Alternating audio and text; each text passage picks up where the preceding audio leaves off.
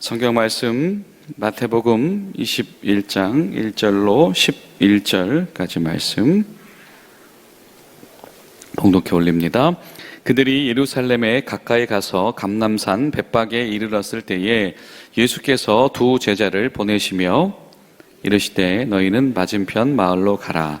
그리하면 곧 매인 나귀와 나귀 새끼가 함께 있는 것을 보리니 풀어 내게로 끌어오라. 만일 누가 무슨 말을 하거든 주가 쓰시겠다 하라. 그리하면 즉시 보내리라 하시니 이는 선지자를 통하여 하신 말씀을 이루려 하심이라. 일렀으되 시온 딸에게 이르기를 내 왕이 내게 임하나니 그는 겸손하여 나귀 곧 멍에를 매는 짐승의 새끼를 탔도다 하라 하였느니라. 제자들이 가서 예수께서 명하신 대로 하여 나귀와 나귀 새끼를 끌고 와서 자기들의 겉옷을 그 위에 얹음에 예수께서 그 위에 타시니 무리의 대다수는 그들의 겉옷을 길게 펴서 다른 이들은 나뭇가지를 베어 길에 펴고 앞에서 가고 뒤에서 따르는 무리가 소리 높여 이르되 호산나 다윗의 자손이여 찬송하리로다. 주의 이름으로 오시는 이여 가장 높은 곳에서 호산나 하더라. 예수께서 예루살렘에 들어가시니 온 성이 소동하여 이르되 이는 누구냐 하거늘 무리가 이르되 갈릴리 나사렛에서 나온 선지자 예수라 하니라. 아멘. 사랑하는 여러분, 오늘도 왕이신 예수님께서 우리의 삶 가운데에 중심 되시며 빛 되시는 은혜가 우리를 지키시기를 간절히 소망합니다. 마태복음은 예수님의 공생애 중에서 이 예루살렘을 방문하신 이 사건을 이번 오늘부터의 입성 장면부터 하나의 사건으로만 집중해서 우리에게 전달을 하고 있습니다. 여러분 잘 지금 지휘 집중하고 계시죠? 예수님께서 이 제자들을 지금 계속해서 이 당금질 하시면서 이 제자들을 이끌고 여기까지 오셨습니다. 그리고 그 제자들과 함께 예루살렘으로 들어가고 계시다. 예수님께서 여리고를 등지고 이 감람산, 이 벳박의 어귀에 이르렀을 때 이제 산에서 거의 예루살렘 입구까지 내려오셨을 때에 예수님과 함께 이 유월절 순례를 하고 있었던 이들이 제자의 무리들과 동행하고 있던 이들이 예수님에게 환호를 보내기 시작을 했다. 호산나, 다윗의 자손으로 오시는 이여 호산나, 높은 곳에서 호산나, 호산나 하나님 우리를 구원하옵소서. 다윗의 자손으로 오시는 이 하나님 말씀하신 대로 약속하신 대로 오신 주님 우리를 구원해 주시옵소서. 저 높은 곳에서 임하는 구원을 우리에게 주시옵소서. 이런 여러 가지 환호들을 예수님 앞에 올리고 있습니다. 그리고 예수님을 향한 이 환호가 이 예루살렘 거주자들로 하여금 무슨 표현이 등장을 합니까? 소동하는 일이 일어났다. 도대체 저 사람이 누구길래 저 무리들이 지금 유월절에 지금 경건하게 지금 오든지 아니면 누구는 즐거운 마음으로 오든지 여러 모습으로 왔을 텐데 이 유월절에 왜 저 사람에게 집중하는가라고 하는 이 소동이 일어나게 되어졌다. 이 순례자의 무리에 들게 되어지는 것, 그리고 이 순례자가 예수님과 이 제자들의 발걸음과 동행하는 길에 이르게 되어지는 것. 비록 이 발걸음들을 함께하는 이들이 예수님께서 평화의 왕으로 오셨다라고 하는 그 의미를 다 온전히 알지는 못하였으나, 그러나 예수님과 함께 들어가면서 이 호산나 외치는 이 소리가 성에 잠자고 있던 이들에게 마치 잔잔한 호수에 돌을 던지는 행위와 같으며 그들에게 소동을 일으키는 사건이 되어졌다라고 오늘 성경 우리에게 증언합니다. 여러분, 제자들이 예수님을 따라가는 것, 그리고 그 예수님을 따라간 순례길 앞에서 주님을 향하여서 이 찬송의 소리를 높일 수 있는 이것이 잔잔하던 예수님을 모르던 삶 가운데서 소동을 일으키게 되어지는 하나님 나라의 때로는 이 도전을 일으키게 되어진 일들이 저 여러분 가운데 있게 되시기를 간절히 소망합니다. 그럼 우리가 주님과 함께 걸어가야 하겠지요. 주님을 따라서 그 순례자의 발걸음을 멈추지 말아야 될 겁니다. 근데 한 가지 궁금한 점이 생깁니다. 예수님께서 왜 굳이 탈 것이 필요했을까? 보통 이 복음서에서 육로로 이동할 때 뭘 예수님께서 타셨다라고 하는 표현이 등장을 하지 않지요. 굉장히 이례적인 표현입니다. 또한 이 갈릴리에서 출발해서 분명히 예수님께서 이 예루살렘까지 오시는 이 과정 중에 여기까지 다 걸어오셨을 텐데 이제 뭐 한 40리가 채 남지 않은 이 구간을 뭐 막판에 뭘 타신다라고 하는 것은 이건 굉장히 이례적인 행위인 것이지요. 그것은 그 자체로 주목하게 하시는 예수님께서 드러내시는 의도적인 사건이다라고 하는 겁니다. 오늘 말씀은 말씀에서 예언하셨던 것처럼 그것을 성취하기 위하여서 주님께서 그렇게 하셨다. 주님께서 메시아 되심이라고 하는 것을 일깨워 주신다. 도전하신다. 많은 이들이 메시아에 대한 어떤 마음의 기대가 있을 수도 있고 소원이 있을 수도 있고 여러 가지 생각들이 있으실 텐데 지금 예수님께서 메시아라고 하는 이 주제어를 꺼내고 계시다라고 하는 겁니다. 예수님께서 예루살렘으로 가시는 이 사건, 예수님께서 십자가를 향해서 걸어가신 이 사건이 잠자고 있던 영혼들로 하여금 주님의 구원자 되심, 메시아 되심을 일깨우고 있다라고 하는 것. 그럼 주님을 우리가 따라갈 때에 우리가 주님께서 우리의 구원자 되심을 무감각하게 경험하기를 원하지 않으십니다. 우리가 예수님을 따라간다라고 하는 것은 우리의 그냥 어떤 단순한 필요를 공급받기 위해서가 아니고 예수님이 인기가 많아서가 아니고 예수님께서 궁극적으로 우리 삶 가운데서 구원자 되시기 때문에 우리가 주님을 따라가는 것이다 라고 하는 여러분 그런 도전들이 우리에게 필요합니다. 자, 그런데 여러분 이 장면을 보면서 유대 사람들은 많은 생각을 하게 될 거예요. 자, 보십시오.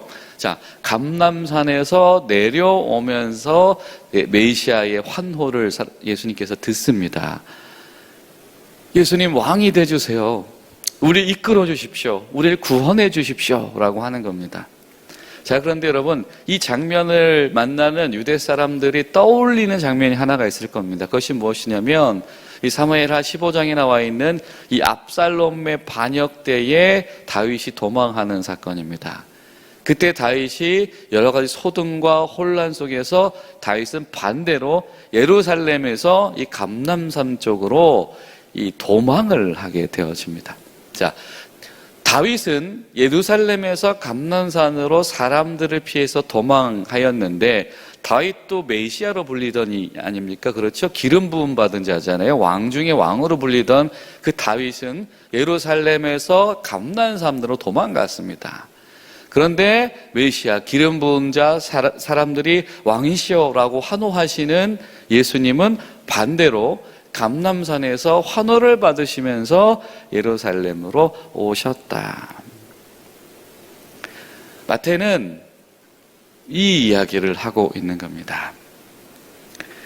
사람들이 메시아 그러면 우리를 이끌어줘서 우리 가운데 정말 당대에 어떤 우리의 삶을 회복시켜줄 어떤 정치적인 군주, 군사적인 리더 이런 갈망들이 분명히 당시 사람들에겐 있었고 아마 갈릴리 호수 연안에서 함께 순례해서 예수님을 목격하던 이들은 이분이 정말 크신 분이시구나라고 하는 벅찬 기대에 감이 있었을 겁니다.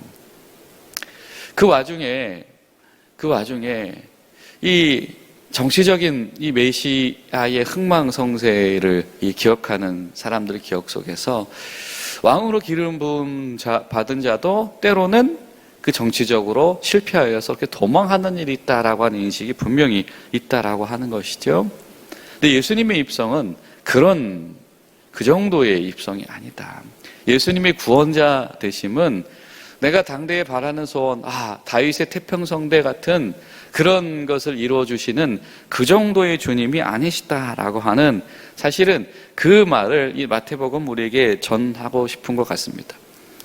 우리가 예수 믿게 되어지면, 우리가 하나님 은혜 안에 있으면 이라고 우리가 생각하고 기대하게 되어지는 것들이 있죠. 여러분 어떠십니까? 우리가 예수님 안에 있을 때 얻게 되어지는 여러분 안에 주 안에서의 샬롬과 주 안에서의 복이라 여겨지는 것들이 어떤 것들이 있으신가요? 그런데 오늘 성경은 우리에게 반문합니다.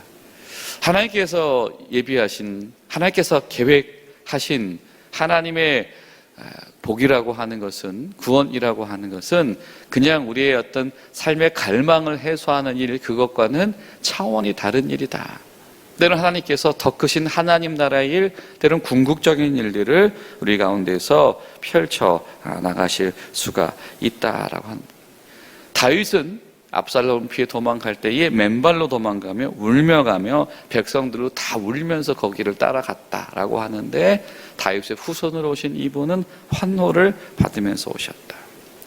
자, 그런데 이 마태복음에 또 독특한 표현이 있습니다. 자, 예수님께서 가서 나귀와 나귀 새끼가 함께 있는 것을 보리니 그것을 가져와라 라고 하고요, 나귀와 나귀 새끼를 끌고 와라.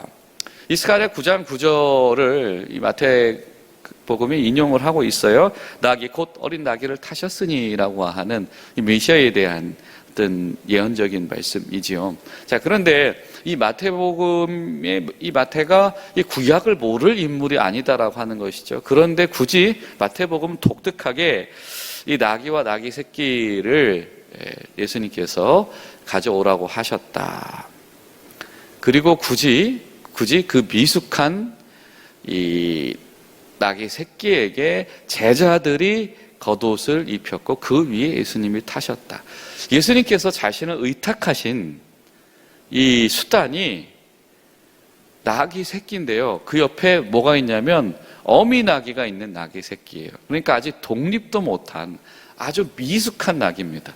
이왕 예루살렘에 입성할 거면, 멍에를 매는 나귀, 그 중에서도 뭔가 좀 경험이 많고, 그래, 이 멍에를 짊어지고 가는 성실한 나귀, 어떤 아주 튼실한 나귀, 이런 나귀가 됐으면 좋으련만, 아직 어미 곁에 있는 나귀, 그리고 굳이 그 나귀에 지금 이 미숙한 제자들이 받쳐진 옷을 입고 그 위에 자신의 몸을 의탁하신 예수님. 마태복음이 우리에게 제시하신 은혜, 예수님께서 하나님 나라 사역에 초대하느니 하나님 나라 사역에 동참하게 하는 이들이 이 완성형의 제자들만은 아니었다라고 하는 겁니다. 지금 사실은 순례자의 길 가운데서 예수님을 목격하고 이 환호하는 이들조차도 그들이 십자가의 어떤 고난 앞에서 많은 이들이 혼비백산하게 되어졌지요. 그런데 예수님께서 이 미숙한 자들의, 아직 독립도 못한 자들을 주님의 십자가 사역으로 초대하시고 그들에게 위탁하신다. 이건 교회들에게 도전하시는 바가 큰 것 같습니다. 주님께서 때론 미숙한 우리들에게 하나님 나라를 위탁하신다. 주님의 길 가운데 동참시키신다. 반대로 말하면 이거는 우리가 아주 미숙하다라고 해서, 준비가 되어 있지 못하다고 해서 이 하나님의 일하신 가운데에 우리가 거부할 사건이 아니며 거절할 사건이 아니며, 동시에 이 미숙한 자들에게 이 하나님 나라에 동참시켜 주시는 이 감격을 회복해야 되는 사건이다라고 생각이 되어집니다. 여러분, 오늘 하루 기도하실 때 하나님, 예수님이 우리 성중에 들어오시는 이 사건이 잠자던 내 영혼을 소동하게 하는, 일깨우는 그런 은혜가 되게 하시옵소서. 우리가 예수님을 왕이시다라고 고백할 때에 그것이 내 바람과 내 소망을 뛰어넘는 사건이 되게 하시고, 그리고 주님께서 미숙한 우리에게 하나님 나라를 동참시키신다라고 하는 이 은혜의 깊은 감동이 우리 가운데 회복되게 하시옵소서. 이런 기도의 제목으로 나아가는 복된 하루 되시기를 간절히 소망합니다. 기도하시겠습니다. 살아계신 좋으신 아버지 하나님, 주님 감사드립니다. 예수님 우리 안에 오시는 것은 그냥 넘어갈 수 없는 일이며, 예수님께서 예루살렘 성에 들어오시는 사건은 늘 일상적인 6월절의 반복적인 사건이 될 수 없음을 저희가 바라봅니다. 주님, 우리 성도들의 삶 가운데 예수님께서 우리 삶의 성 안에 들어오시는 것이 잠자는 우리를 일깨우는 사건이 되게 하여 주시옵소서. 오늘 하루 성도들의 삶 가운데 왕 되신 예수님, 우리에게 주님을 의탁하시는 이 귀한 감격이 되살아나는 복된 하루 될 수 있도록 도와주시옵소서. 예수님의 이름으로 기도하옵나이다. 아멘.